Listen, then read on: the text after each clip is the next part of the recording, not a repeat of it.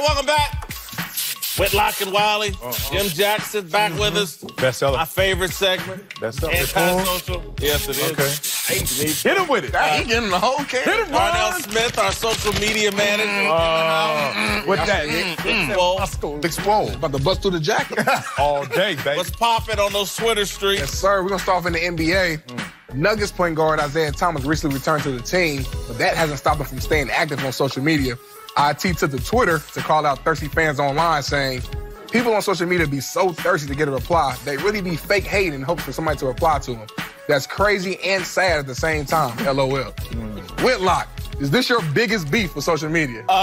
Yes, it is. And this is one of the great tweets ever by Isaiah. And I'm going to put a name on it because, again, I have this kind of fake hate. Stan Barrett over at ESPN. Dropping names. Constantly tweeting at me. And it's like he thinks I think, or he thinks he hates me, but clearly he's hanging on every word. He loves me. It's not remotely hate. It's this kind of fake hate. What level of smoke? No. That's smoke detection right now. Man, that's level 4. And you put me in a position because Stan's my man, too, and I love you, too. But guess what? We're going to have lunch one day. We're going to settle that. You know what I'm saying? You gonna coordinate it? Yeah. You know what I'm saying? My son, I'm just saying, every time he tweets, I swear, I promise you, what I think is like, he's not real happy with what he's doing. He would like to be right here. He'd like to be at the cookout. You know what? But You got to do that, yeah. But he ain't there. I'm settling this beef between you and I don't have a beef. He wants to wait. We need level 5. Damn. Hey. Put the names on it, too. Man. Okay. All right, let me get back on subject, I guess. Whew. I didn't know it was like that. Man. My biggest beef is not this, because it's all fake. I mean, nobody really about what they saying on the internet. And I know the cliche, none of us is as smart as all of us, so everyone deserves a right to be on the internet. But damn, the back of the class is talking a lot. I mean, damn, they're so ignorant that I'm just like, whew. I go on there because there's some good stuff to learn. I love wisdom of the crowd. I like to gain knowledge from a lot of people. But you got to sift through so much junk, man. That's just my issue. Fake hate on it is.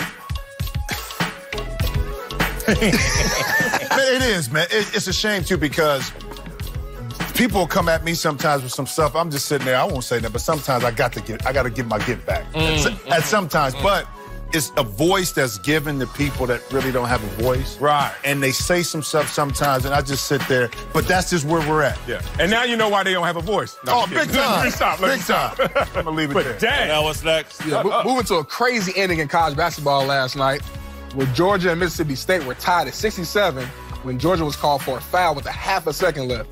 Mississippi State's Quindary Weatherspoon then missed a free throw, but someone from the crowd threw a stuffed animal on the court. Tom Crean tried to calm down the fans, but Georgia was assessed a technical. Weatherspoon made the first free throw and intentionally missed the second, and Mississippi State got the win. I'm going to pass this straight to our college basketball expert, Jim. Do you like this rule? Antiquated. Okay. I think you should get rid of it. I do. Get him out of here. I do.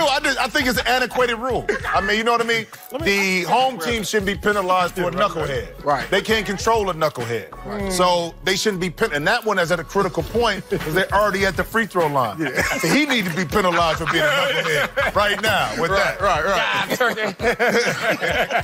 Heck no, I ain't got nothing to say about this rule. We already know it's dusty and old. Wait, what? Dusty and old? Dusty and disgusted. Get out of here. Yeah, I have no idea. If I was the refs, I would have ignored it. Look, let's say you're a visiting fan on the road. I'm going to throw a party. You can just do that exactly at a and I'm critical capable time. of doing that. Right, now that I know.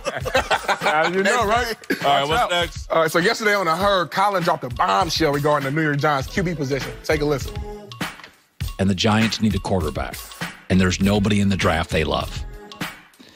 So just remember this. A lot of things add up. Last year of Russell's contract, his wife would prefer New York. Seattle is not an entertainment mecca. Okay? New York the Giants need a star quarterback to replace Eli. And are pretty well connected. So, Marcellus, do you think Wilson is unhappy in Seattle? Unhappy, no. Optimized, no as well. I think there's more in terms of the portfolio of Russell Wilson that can be displayed in New York versus Seattle. We already know the marketing opportunities. It can help his wife out in terms of her entertainment products. Everything just gets bigger in New York. That said, this wouldn't land well with the fan base, man. They totally transferred the Legion of Boom to Russell Wilson. And they're a playoff team with Russell Wilson right now. You get rid of Russell Wilson, then people are going to say, why'd you get rid of the Legion of Boom? If we transfer those two, it would be a bad look. I do think, well, if there's any truth to this, Russell Wilson's unhappy in Seattle, I believe. And again, it's not saying, I'm saying if there's truth to this deal that he could end up with the Giants, and he could be unhappy because even with the leaving of the Legion of Boom, they still have never given him an offensive line. They certainly haven't given him a creative offense. They run, a Bo Schembechler, 3 yards in the cloud of dust offense. Yep. Maybe he's unhappy. Yeah, maybe he's unhappy. And I think I'm going to go 2 things. Happy wife, happy life. It may be something in there. But to your point, and I love football, but the last 2 or 3 years, all I see is Russell scrambling around. Because he doesn't have the help. He doesn't have the support. So as a player, and you know this, at some point, like, man, listen, man, I'm tired of trying to run from these 265, 70-pound, linemen, but also linebackers giving me the work. I need help. And right now, Seattle's not giving me that. Yeah, but I played in a small market with a Hall of Famer who used to every day talk about all the lost opportunities he had because he was in a small market. And he used to always, but he wasn't unhappy playing there, but he was like, I'd be happier if I was somewhere else to take advantage. But something else come with going to that market, too. Are you built for the New York market? Ciara is. I don't think Russell is. Happy wife, happy life. That's true. All right, it's time for Darnell's question of the day. Darnell, take it over. It's Darnell. My guy.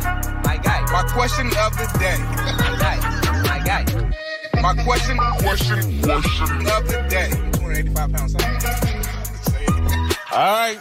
Yes, sir. So, all right, we all grew up playing sports, obviously, little league, professional, and we know how big of an impact it's been in our lives. If sports wasn't a part of your lives, what do you think you'd be doing today?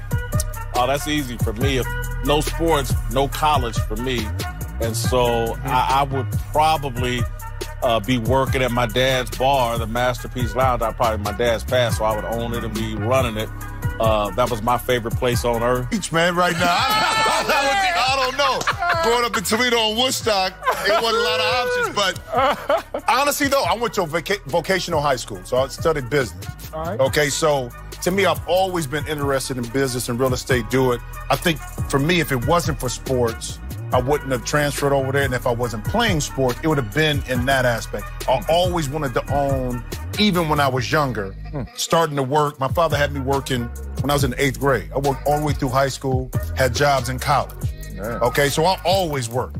So I had to make my own money. So it would be something entrepreneurial, owning my own business. Right. So I can have my own say-so. Is that legal? I thought y'all couldn't work in college. We could. Oh, yeah. Yeah, we could.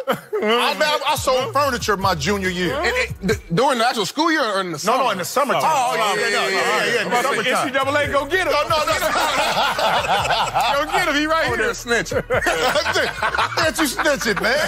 You know it. Darnell, what would you be doing? Yeah. I'll probably just be in a sales role. Like I said, I have a marketing degree, so it would have been something, kind of like Jim said, something business-related. Outside of sports, business has always been something like a passion of mine, just being able to use my personality to sell and make money that way. So, Vacuums, what? hey, whatever. This is Darnell. I sold, little fruities, I sold fruities in Warren Central High School all junior and senior year, pay for my prom. I think I paid a cable What's bill a with fruity? it. Fruities a little. You never had a fruity Whitlock? I ain't had a fruit either. Look, Google Hour it. later or what? Nah, I know. We from the now later generation. Me too, but Jolly Google, Rancher? It's soft. It's a chewy little fruity piece of candy. Fruity? You put 20 in the back, spin it around, sell for $1. You selling it right now? I'm telling you. People on the east side know. All right. Athletes are making more money than ever before, but is there a downside to their unprecedented wealth? We put on our thinking caps. Get 5 of them, Darnell. Yeah.